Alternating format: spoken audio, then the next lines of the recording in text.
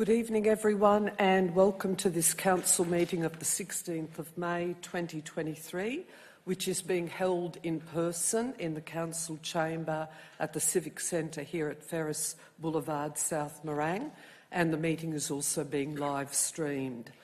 I'm Lydia Wilson, Chair Administrator here at the City of Whittlesea, and I'd also like to introduce my administrator colleagues. Firstly, Peter Duncan. Good evening, everyone. And Christian Zara. Good evening, everyone. And I'd also now like to introduce our Chief Executive Officer, Craig Lloyd, and he in turn will introduce other members of the executive leadership team. Thank you, Chair. It's my pleasure to introduce our Director of Community Wellbeing, Agata Chmielewski, and acknowledge her first meeting as a Director with us. Congratulations. Also to Director of Planning and Development, Justin O'Mara, the Director of Customer and Corporate Services, Sarah Renner, Director of Infrastructure and Environment, Debbie Wood, Executive Manager Strategy and Insights, Frank Joyce, Executive Manager Public Affairs, Janine Morgan, and at the table here, our Interim Executive Manager of Office of Council and the CEO, Sarah Rowe. Thank you, Chair. Thank you, Craig. On behalf of Council, I recognise the rich Aboriginal heritage of this country and acknowledge the Wurundjeri Willem clan and Tongarong people as the traditional owners of lands within the City of Whittlesea.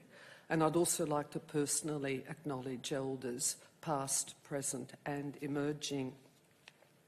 I'll now read our diversity and good governance statement, and I quote, "At the City of Whittlesea, we are proud of our diversity and the many cultures, faiths and beliefs that make up our community. We strive to be an inclusive, welcoming city that fosters active participation, well-being and connection to each other and this land. We commit as a council to making informed decisions to benefit the people of the City of Whittlesea now and into the future, to support our community's vision of a place for all." I'd now like to move into a few acknowledgements this evening. I'm really delighted to announce that Council received an award for advocacy at the recent National Growth Areas Alliance NGAA Awards, and you'll note the awards to my left on the table there. So the first award recognises the joint efforts of the City of Whittlesea, Mitchell Shire Council and Hume City Council in securing funding for the Beveridge Intermodal Freight Terminal project, which we're really delighted with the recent announcement regarding that particular project. And the City of Whittlesea also received a commendation for the Mernda Social Support Facility. We'd like to formally acknowledge the extensive efforts of our staff in relation to the commendation and to the award. And if you could please ensure that recognition is passed on to our staff. Thank you. If I could also acknowledge that it's National Volunteer Week this week, and that's obviously a time to celebrate the outstanding efforts of our amazing volunteers who very selflessly give their time and energy to support members of our community. We'll be presenting awards to our volunteers later this week. I'm really looking forward to being part of that process. And they're awards for volunteers who have contributed 5 and 10 years of service within the City of Whittlesea. Clearly, that's a real milestone achievement and a testament of those volunteers to their dedication to serve the community. We're most grateful to all of our volunteers and we acknowledge their willingness in giving their time and effort to serve our community. So on behalf of Council, it's a very sincere thank you and a recognition of the kindness and generosity made by so many people across the municipality, which really make a big difference in the lives of so many. We're very grateful for those efforts. And if I could hand over to Administrator Duncan for a couple of other acknowledgements this evening. Thank you, Chair. Tomorrow, May 17th, is Ida Hobbit, which is the International Day Against Homophobia, Biphobia, Intersexism and Transphobia. Ida Hobbit is the anniversary of May 17th, 1990, when the World Health Organisation removed homosexuality from the classification of diseases. National research conducted by La Trobe University reported that discrimination of the LGBTIQA+ community members is still occurring. 68% of LGBTQIA+ identifying young people and 1 in 3 adults had experienced harassment or abuse, including verbal insults, verbal abuse and threats due to their identity. While research like this is important, I note that these figures don't capture all community members and numbers are likely to be much higher than reported. The City of Whittlesea stands against discrimination in all its forms and strives to be an inclusive community for people from all backgrounds and experiences. Tomorrow, we will raise the rainbow flag, and in addition to this symbolic gesture, we're working to ensure that our LGBTQIA+ community is supported through policy and action so that we can realise our Whittlesea 2040 vision, a place for all. One more, Chair. Thank you. Finally, on Friday next week, the 26th of May, is National Sorry Day, which marks the beginning of National Reconciliation Week, and this runs from May 26th to June 3rd. National Sorry Day is held every year on May 26 to commemorate the release of the Australian Human Rights Commission's 1997 Bringing Them Home report. The City of Whittlesea invites the community to join the Wurundjeri Elders and members of the Stolen Generations for the annual Sorry Walk with Uncle Herb Patton and a keynote address from Yulruk Justice Commission here at the Civic Centre on May 26 from 11 a.m. The theme of this year's National Reconciliation Week is Be a Voice for Generations, which urges all Australians to work towards a more just, equitable and reconciled country. The City of Whittlesea is focused on advancing reconciliation through the development of its new Reconciliation Action Plan in partnership with our local Aboriginal community. Thank you, Chair. Thank you, Administrator Duncan. Administrator Zara, you've got a couple of further acknowledgements this evening. Thank you, Chair. A couple from me. This week is National Road Safety Week. I'd like to take the opportunity... I'll try that again with the microphone on. Perhaps you might start again, Administrator Thank you, Zara. Chair. This week is National Road Safety Week. I'd like to take the opportunity to urge all drivers, cyclists and pedestrians to be careful on our roads. We at the City of Whittlesea are acutely aware of the devastating impact road trauma has on our community, and over the past 20 years the City of Whittlesea has been successful in securing more than $25 million in state and federal funding to improve notorious black spots in our community. This funding is in addition to the $30 million that Council has spent during the same period on road safety measures across our network. Together with several neighbouring councils, the City of Whittlesea is a member of the Road Safe North East network, which delivers educational and promotional programs to improve driver safety. I urge everyone to heed the road safety message, and not just during Road Safety Week, but every time you get behind the wheel. Can I just finish off, Chair, by acknowledging that last week we celebrated Neighbourhood House Week. We recognise the important contribution our 7 local neighbourhood houses make in the City of Whittlesea. They really do amazing work. The theme this year, Building Resilience by Bringing People Together, highlights the important role neighbourhood houses play in our local communities. They contribute strongly to the City of Whittlesea goal of connected communities by providing welcoming environments that foster mutual support and a diverse and constantly evolving range of positive social, health, educational and economic outcomes for individuals, families and communities, particularly those experiencing disadvantage. Thank you, Administrator Zara. We have just one further acknowledgement this evening, and that is a farewell of one of our key staff members. Unfortunately, our Director of Planning and Development, Justin O'Mara, is leaving the City of Whittlesea to take on the position of Executive Director, Metropolitan Melbourne with the Victorian Planning Authority. And this is actually Justin's last council meeting, and hence we want to formally acknowledge and recognise the enormous contribution that Justin has made over the past 2.5 years here at Whittlesea. We thank you so much, Justin, for your leadership and the very tangible achievements that you have made over that 2.5-year period. Your expertise is really extensive and will be sorely missed, and we thank you for each and every contribution that you've made. We wish you well in your future endeavours, and we hope that you might return again in the near future. But thank you, and we acknowledge your enormous contribution. I note that all administrators are present this evening.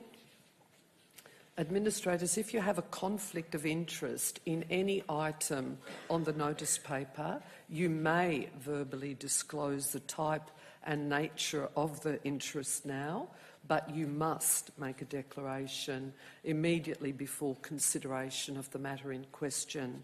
Are there any items for which you have a conflict of interest to declare? No, Chair. No, Chair. And I also have no conflict of interest to declare. I seek a motion to confirm the minutes of the following preceding meeting, which is the scheduled meeting of Council held on the 18th of April 2023. Do I have a mover and a seconder? Happy to move that, Chair. Thank you, Administrator Zara. Second that, Chair. Thank you, Administrator Duncan. I'll now put the matter to a vote. All those in favour of confirming the minutes? The motion is carried.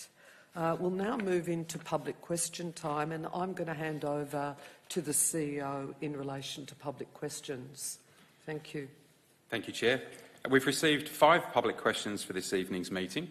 I have reviewed the submissions in accordance with our governance rules and have determined that one question is a repeat of or similar in nature to a question asked of Council within the prior 6 months and therefore will not be read. In accordance with the governance rules, a written response will be sent following this meeting. I've also determined that the remaining 4 questions are offensive in nature and will not be read this evening. In accordance again with the governance rules, a written response will be provided to these questions following the meeting. Thank you, Chair. Thank you, Craig. If we move to petitions and joint letters, there are no petitions or joint letters that have been received by Council for this meeting. So we'll now work through the agenda, commencing with item 5.5.1, petition for removal and replacement of nature strip trees along Harrison and Kilpatrick Streets, Mernda. And if I could invite our Director of Infrastructure and Environment to introduce this item. Debbie Wood. Thank you, Chair. I am pleased to have Mark here with me, who is our Acting Manager of Operations and Maintenance, who will just run you through the report. Thank you. Thank you, Ms Wood. Good evening, everyone.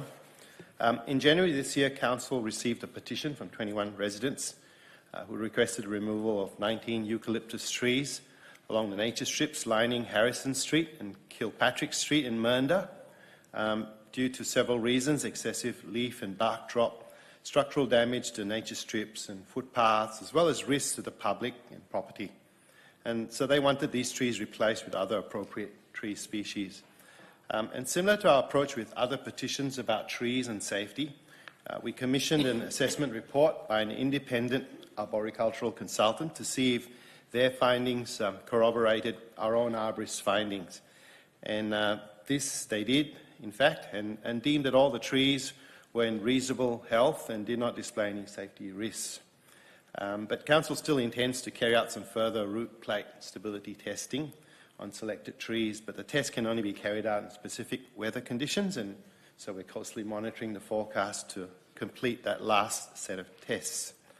The larger manna gums in the south are still viable as street trees, but we're going to have them inspected annually and replace them as soon as we determine they reach the end of their useful life. All of council street trees are subject to regular inspections, and we carry out remedial pruning, but we believe the risks with our street trees can be managed.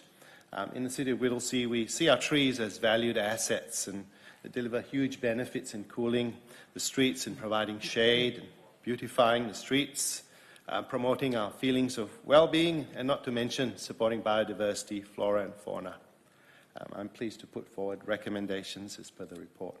Thank you very much, Mark. And administrators, do you have any questions in relation to this item? I do, thanks, Chair. Thanks, Mark, for that. Just in regards to the root plate stability, I know it's hard to predict because of weather and so forth, but are we talking weeks or months, or is it just too hard to define a time? Yes, if I may answer.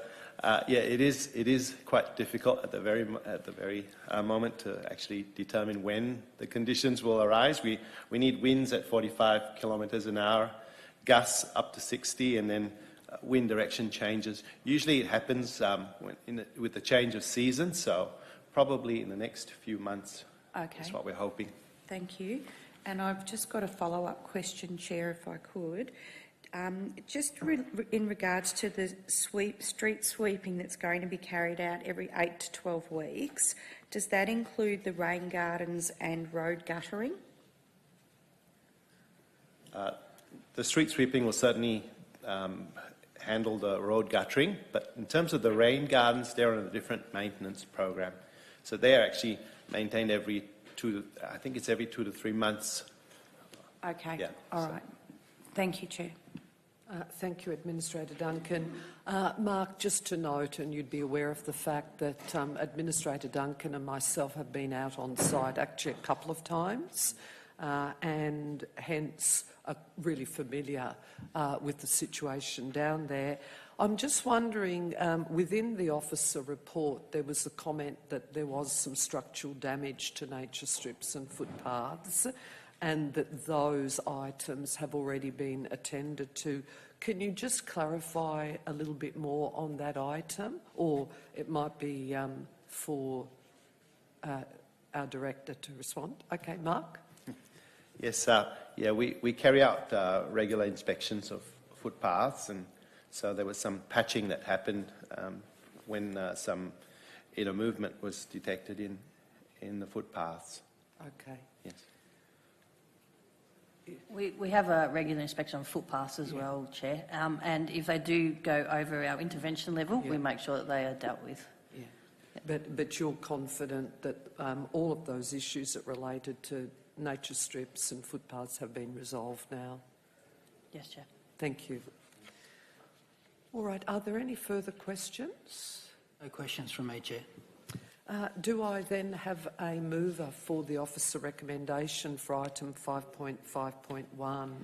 I would like to move the officer recommendation with a new part 5, which is, just give them time, right, requests a further update following the root plate stability testing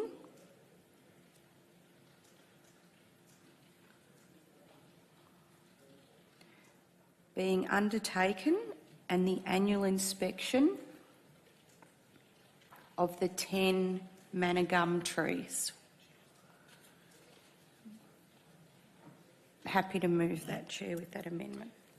Thank you, Administrator Duncan. I'd be happy to second it, but could I just suggest one minor tweak, if it's acceptable, and that's just in item 5, the one that you've just moved, whether the word council requests, the word council could go in first.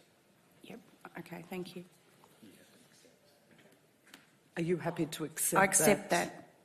Thank you. I'm happy to second the motion. Administrator Duncan, would you like to speak to it? No, thank you, Chair. I just think all I'll say is it's a good outcome, and we look forward to when you can finally do the testing and then coming back to us to report back on the manor gums. Thank you. Thank you, Administrator Duncan. I also don't wish to speak any further. So I'll now put that motion to a vote. All those in favour? The motion is carried. Thank you, Mark. If we move to item 5.5.2, Nick Ascenso Reserve Draft Master Plan. And again, if I could ask you, Debbie, whether you'd like to introduce this item. Yes, thanks, Chair.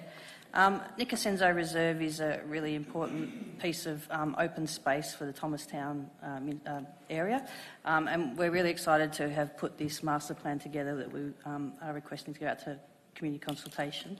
As you know, open space is such an important asset for our community. So I've got Sue here, who is our Unit Manager of Landscape and Open Space, and she'll talk you through the recommendations and the report. Thanks, Chair. Thank you. Thank you, Debbie. So Council's open space strategy has identified the need to prepare a master plan for Nick Ascenso Reserve. The park design requires reworking to upgrade facilities and to include design improvements that would result in a more welcoming park for visitors. Nick Ascenso Reserve is situated in the suburb of Thomastown, an area which has a shortage of open space, and at 3 hectares, this is the only major park within 800 metres of some residents.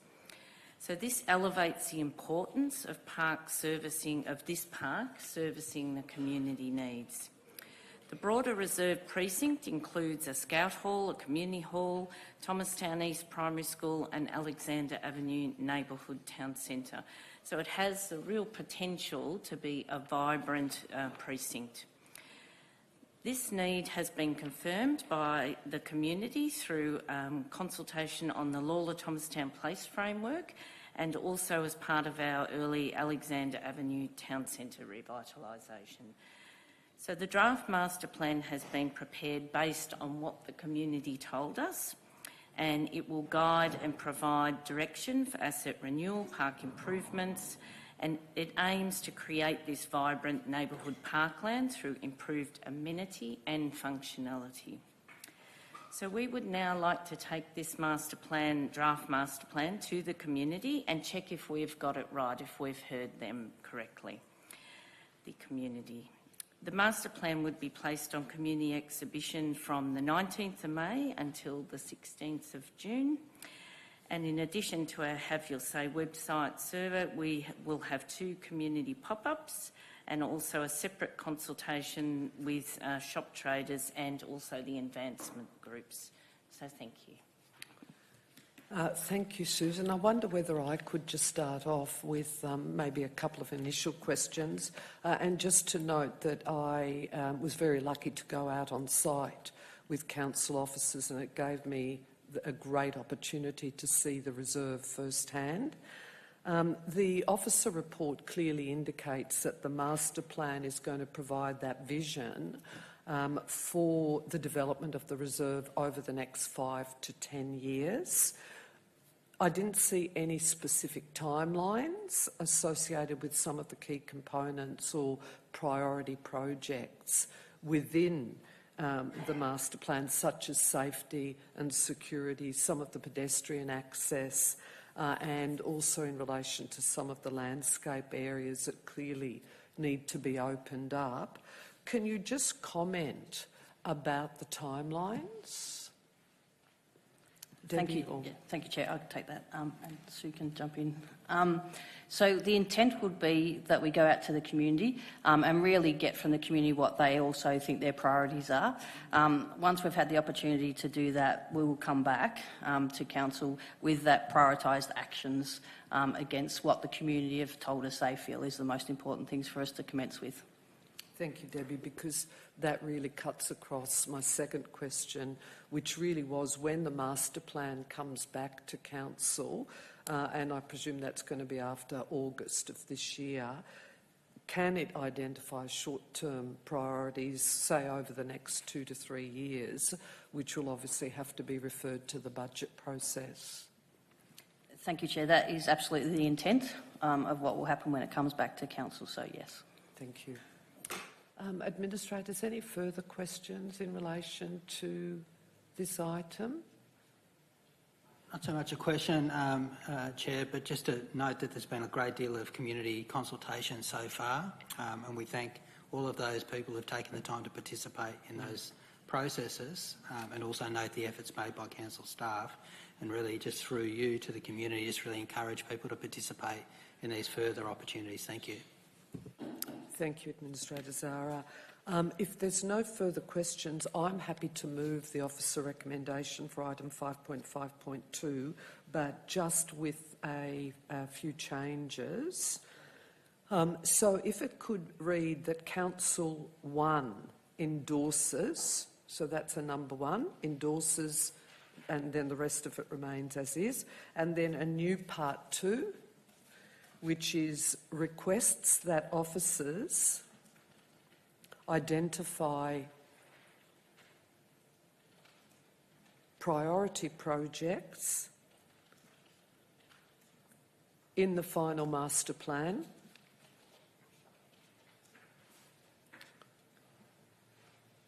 once endorsed by Council,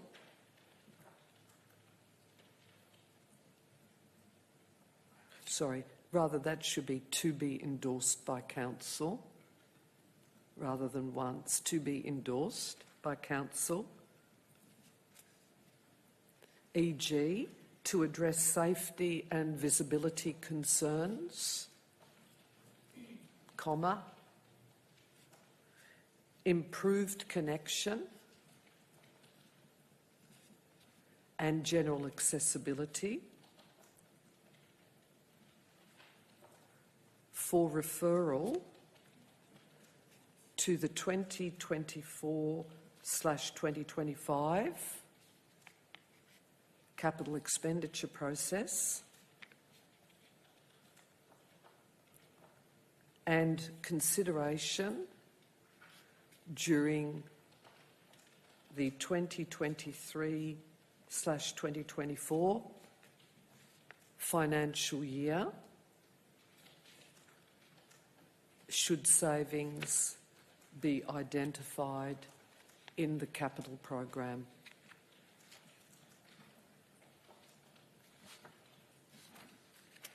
Thank you.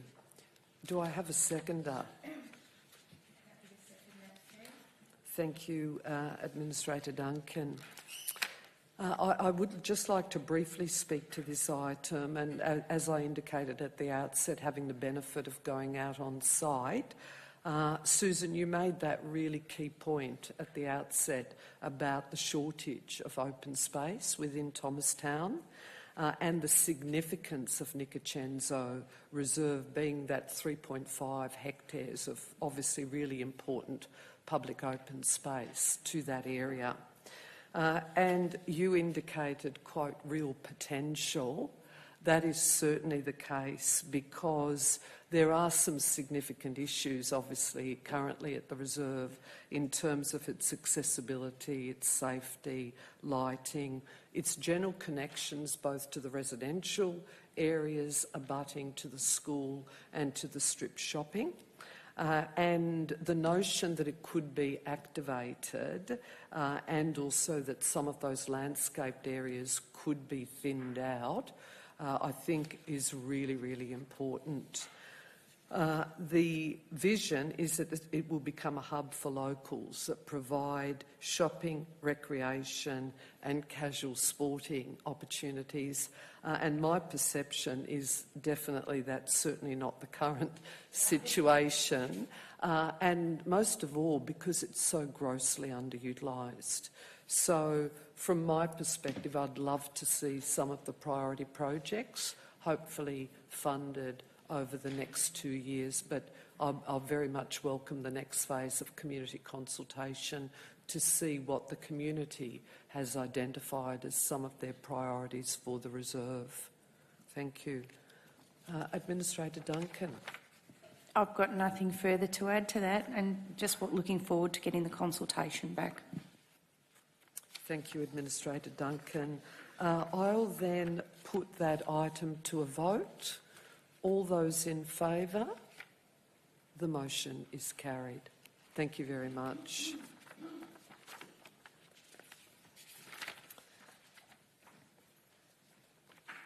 You can remain seated, Debbie. We're moving now on to item 5.5.3, 2022-51 Harvest Home Recreation Reserve Synthetic Soccer Pitch Replacement Tender Evaluation. Thank you, Debbie. Thank you, Chair, and thanks for having me here.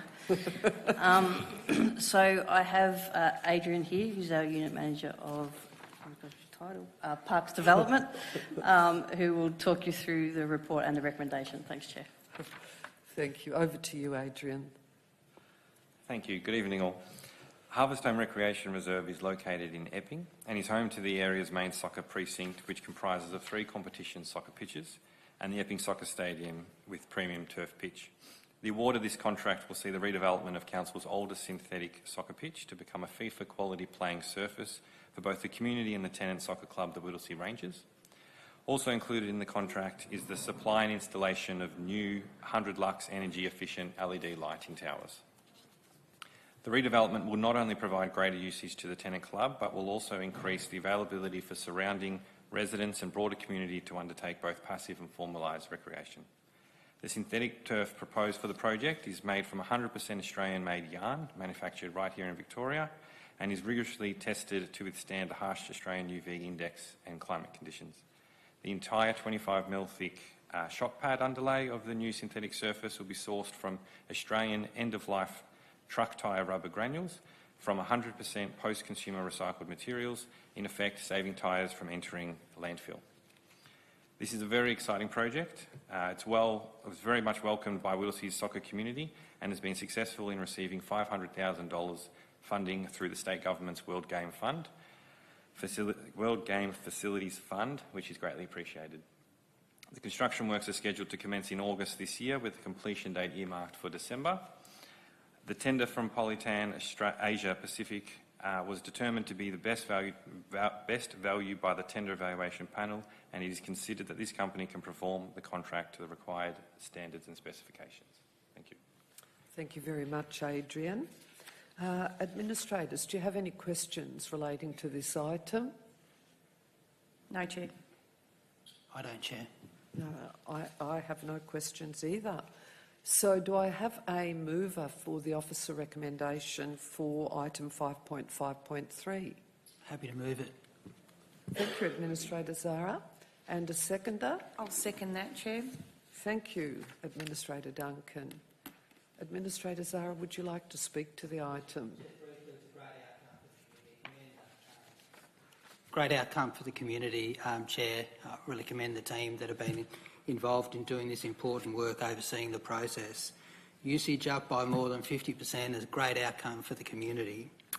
We're using recycled products, so it's a great step forward environmentally, and all made in Australia. It's very rare to get all those things in one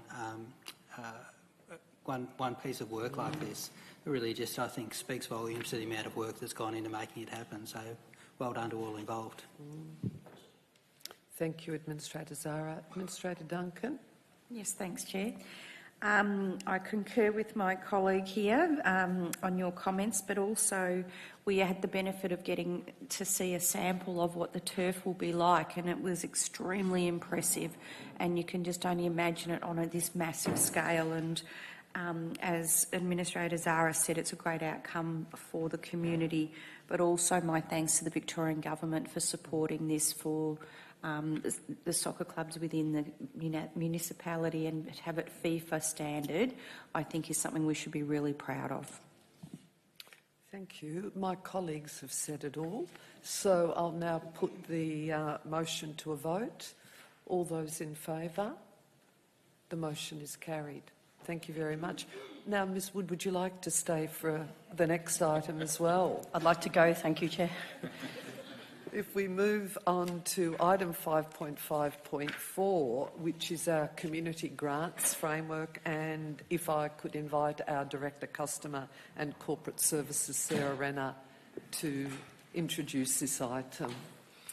Thank you very much, Chair, and I'd also like to welcome and introduce Assad, who is our Manager, EPMO and Change, and we're pleased to bring this paper to Council following a review of our community grants framework, and our aim here was really to make it equitable and accessible for the community, easier and importantly all year round. But I now would like to hand over to Assad. Thank you, everyone. It is an honour and privilege to present the draft community guidelines to you this evening. The guidelines have been prepared in accordance with the Local Government Act 2020, and we are proposing for the guidelines to be released for community consultation.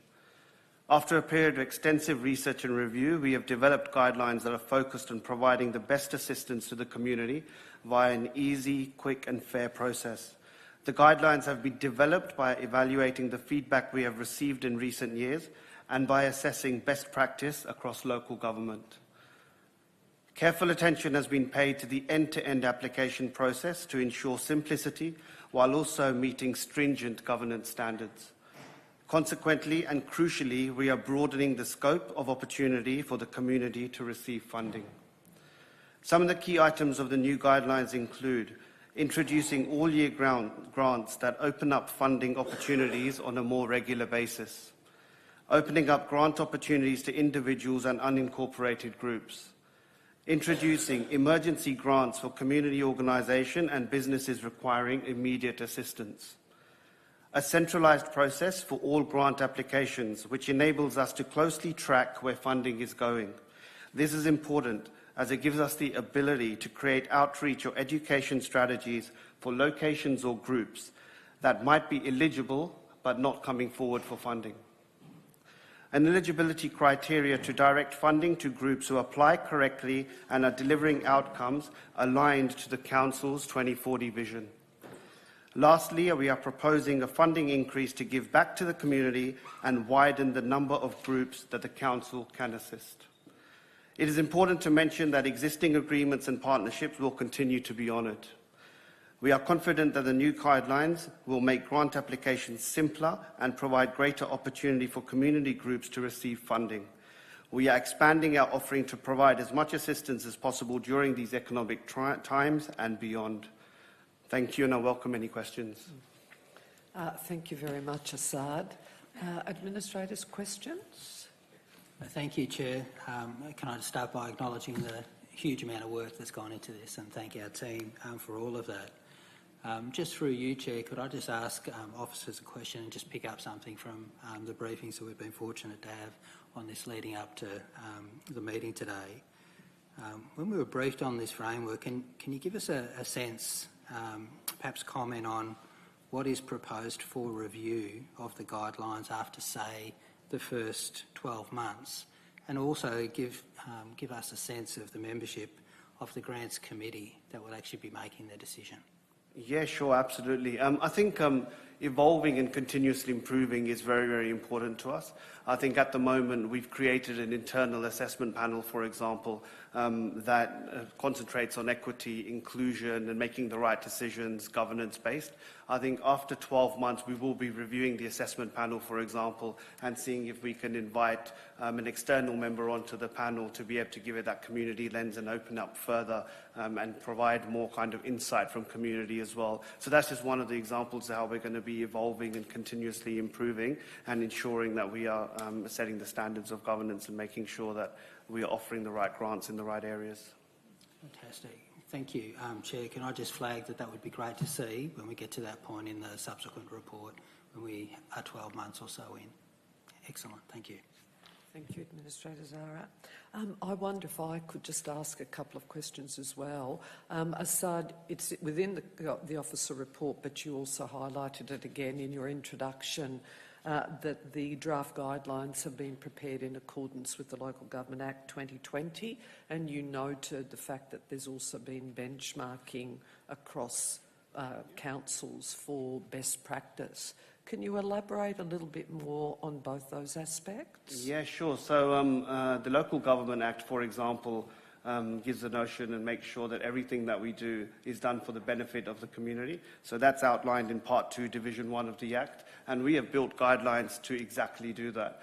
When we've been building the guidelines, we've had the lens of the community, it's community-centric, and everything that we've been doing is for the community and the benefit of the community. I think also when benchmarking, we have looked at other councils as well and what other councils are doing, and we've incorporated the best practices and we've incorporated the benchmark standards to be able to build a framework which is aligned to local government practices, but also does benefit the community. Thank you. And just further to that, there's obviously been a number of previous Ombudsman and Auditor General reviews in relation to local government community granting programs. Had you looked at any of the recommendations that have come out of those reviews? Yes, we did. So we had a look at the audit requirements, so we had to look at all the recommendations that came forward as part of those audit requirements, and we've set guidelines to be able to rectify and fix and be able to take all of those recommendations on board. Thank you. And sorry, but just one further question. I note that there's a list of service agreements, and the one that appeared to be missing to me is Zabel's farmhouse. I don't know whether somebody could comment in relation to the status of Zabel's farmhouse. I think the CEO is going to.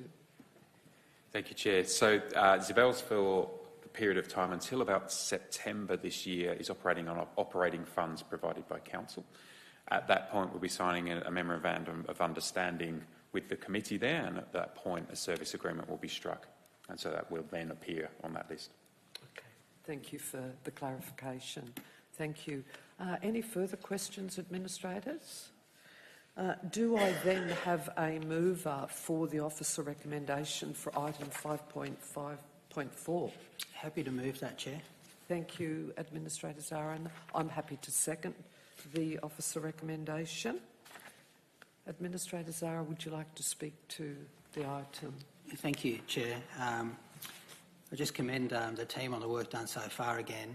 It really is fantastic to see this. It is, I think, a significant step forward, and I'm sure it will be enhanced again in subsequent iterations. I just made the point, Chair, my observation over some years now is that these types of community grants can make a huge amount of difference to what happens at a community level. And that's why they should always be as simple as possible and be as available as possible. And that's precisely what our team have really put together in these improvements. In many ways, these community grants are a fantastic example, Chair, of the role of local government. Because they really make it possible for things to happen at that local and community level that is so hard typically for more centralised governments far away, whether it be in Melbourne or in Canberra, to respond to. So it's really a natural role for local government, and that's why it's, I think, particularly important that we get it right.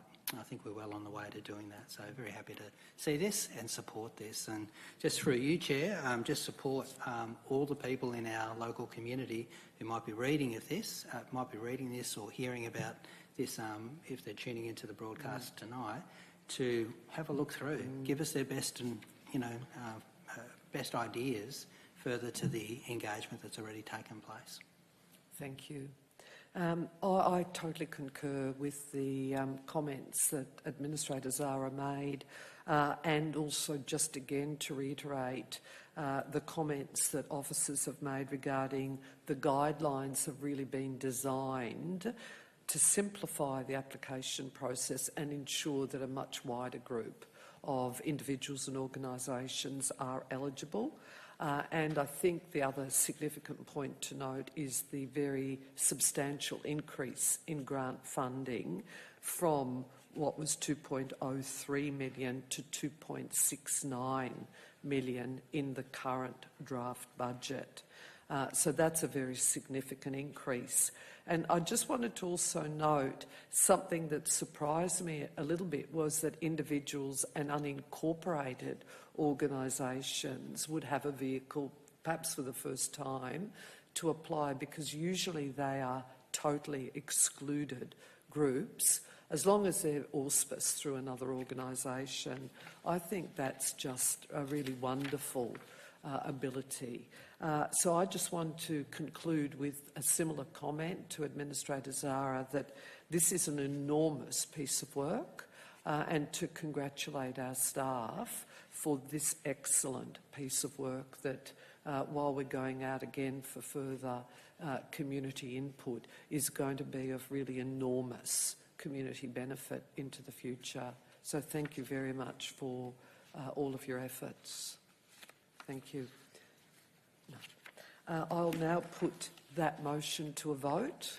All those in favour? The motion is carried. Thank you again. So if we move to item 5.5.5, our quarterly corporate performance report, quarter 3, ended the 31st of March 2023, and again invite you, Sarah, to introduce this item.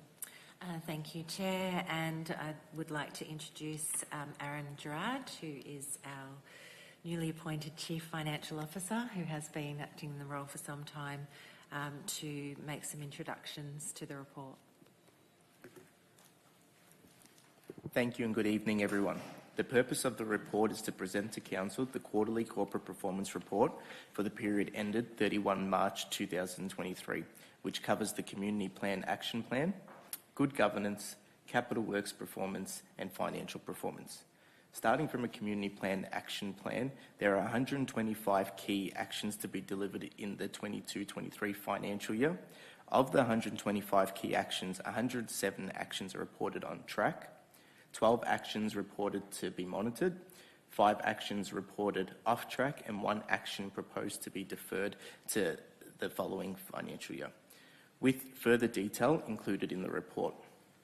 From a good governance perspective, in addition to conducting regular Council meetings and Audit and Risk Committee meetings, Council welcomed Administrator Zara as Council's third Administrator, also an independent Chair of the CEO Employment Matters Advisory Committee was appointed for a tenure of 4 years, and all administrators, Audit and Risk Committee members and senior staff have completed personal interest returns to continue to enhance governance.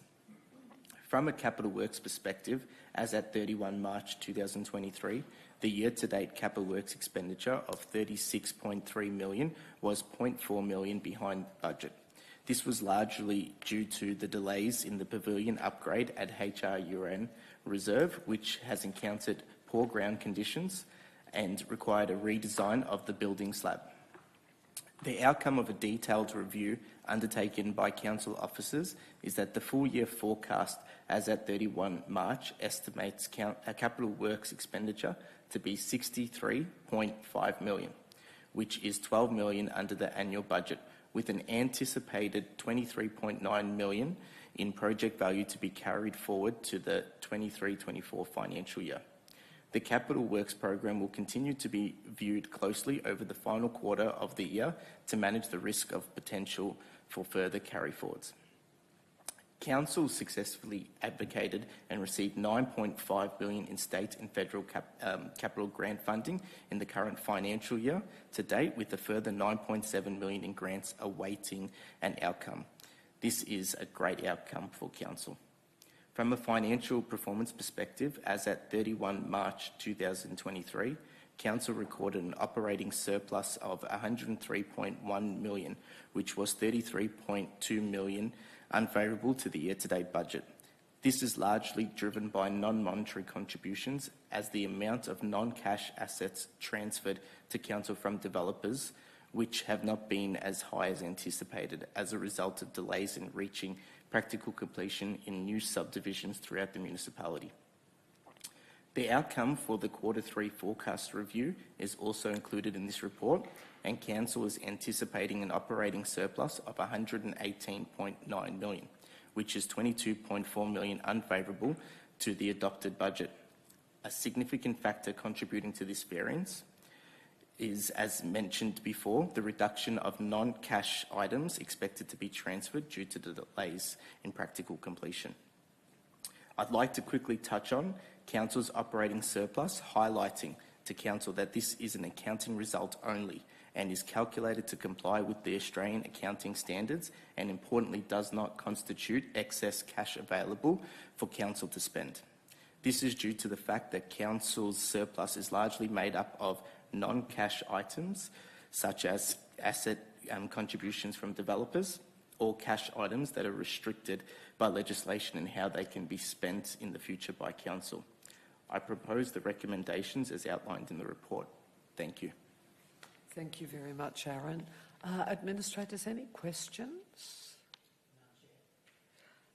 Could I just pick up on the carry forward capital expenditure? And I wonder whether you could comment in relation to how much of the carry forward is as a result of the impact of the pandemic and or other tendering, construction, supply issues. I don't want a dollar figure, but what's the feeling going forward, given you made the comment, Aaron, that officers will be carefully monitoring the capital expenditure program going forward? So a significant component of it has been due to the fact of the supply chain issues and for tendering. That's why Council officers have been monitoring it over the last probably 6 months and tailoring next year's draft budget to ensure that we don't have the same issues moving forward.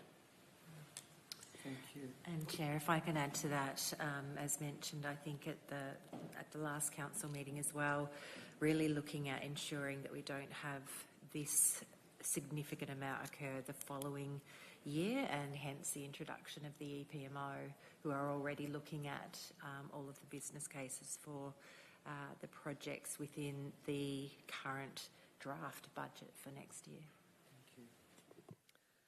If there's no further administrator questions, I'm happy to move the officer recommendation for item 5.5.5.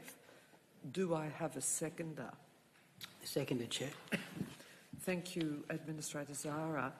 I don't have a lot to add because you provided such a comprehensive introduction and overview of all of the key issues associated with this quarterly corporate performance report.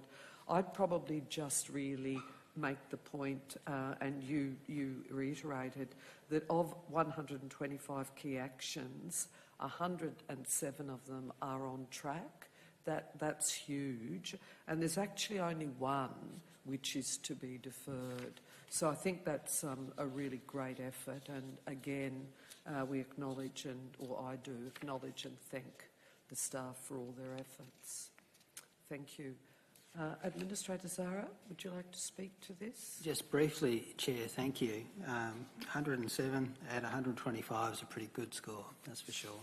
But I do really want to place this report in, I guess, a broader context, Chair, that having this type of reporting come to Council really helps us fulfil our public accountability responsibilities as well. And I really love the way that these reports are so able to be interpreted even by a layperson who's reading them. I really commend the staff for doing that, because they can look at that and see those figures, 107 out of 125, and understand that we're broadly on track. But the other thing that I want to really commend the team for doing as well is that they've really been prepared to shine a light on those things that are off track or going to be deferred. And in fact, they're given greater emphasis in the report. And I think that's really to the credit of our team, that where those things are taking place, a full explanation is provided and a context is explained, so that when local residents and ratepayers are reading that, they can understand what's going on. It really helps us in our role on behalf of the community explain these things to local residents and ratepayers and place them in that context. I really want to commend the team. It is great to see so many things head in the right direction, and for those things, that small number of things that aren't, it's great to see that they're being properly treated, and our staff are really right on top of it. Fantastic. Thank you. Well said, Administrator Zara. I'll now put that motion to a vote. All those in favour? The motion is carried. Thank you. I note that there are no notices of motion. Administrators, are there any items of urgent business? None, Chair. No? No items of urgent business. So if we move to reports of council representatives and the CEO update, I just wanted to note a couple of things, namely my attendance alongside Administrator Duncan at the City of Whittlesea Business Advisory Panel, which is always a great honour to be part of that process, and there's some really significant issues on the agenda. And secondly, I'd just note that we have continued the conduct of multiple citizenship ceremonies. We've had a couple of citizenship ceremonies, each with 140 conferees, and really continuing on a regular basis to confer to our new citizens. I'm happy to respond to any questions. Other than that, to hand over to Administrator Duncan for any report she'd like to make. I'd just like to thank you, Chair, for covering my report as well, because that's what we've done in the last few weeks. So I've got nothing to add. Thank you.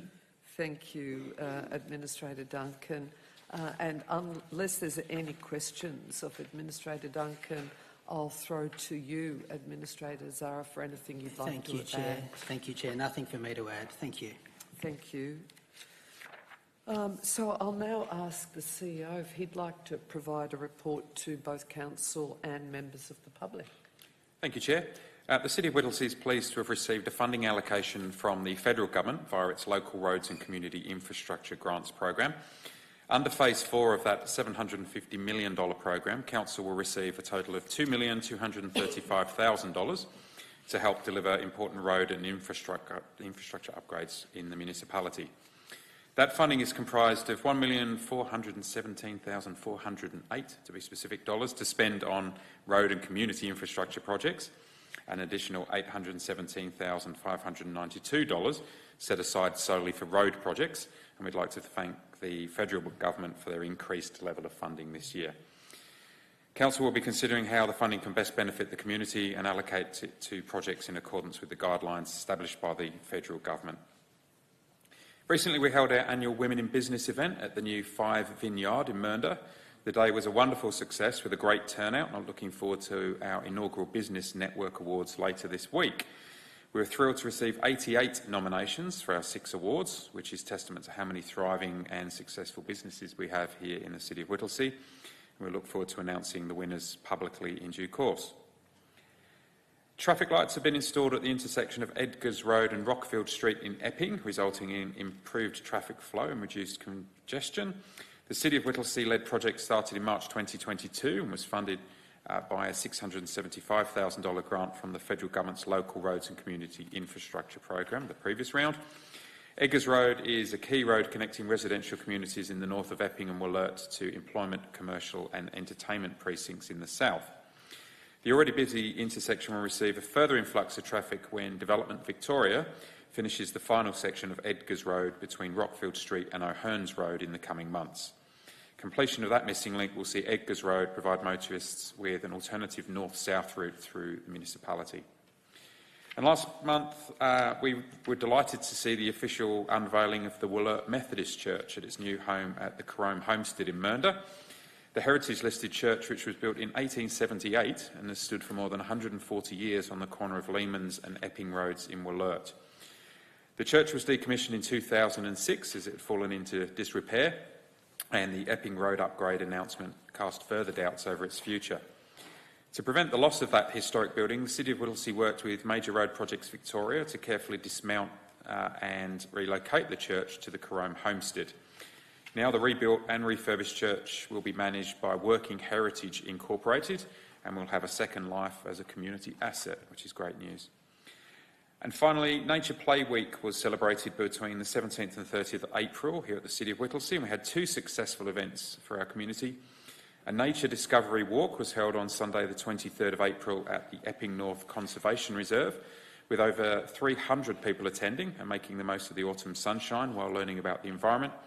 And And that was followed up with another very popular event, a pop-up bush playgroup at Lorimer Conservation Reserve in Doreen, with 280 people attending that one, and it was a great way to showcase how nature play can be incorporated into playgroup activities. Thank you, Chair. Thank you very much, Craig. Are there any questions of the CEO? Could I just note that all of our verbal reports will be documented in the minutes? Thank you. Administrators, I require a motion to close the meeting to the public under section 66(2)(a) of the Local Government Act 2020 for the consideration of confidential items. Item 9.5.1, Findon Road Extension. Do I have a mover to close the meeting for consideration of confidential items? Happy to move, Chair. Thank you, Administrator Duncan. And do I have a seconder? Thank you, Administrator Zara. I'll now put that motion to a vote. All those in favour? Thank you. The motion is carried.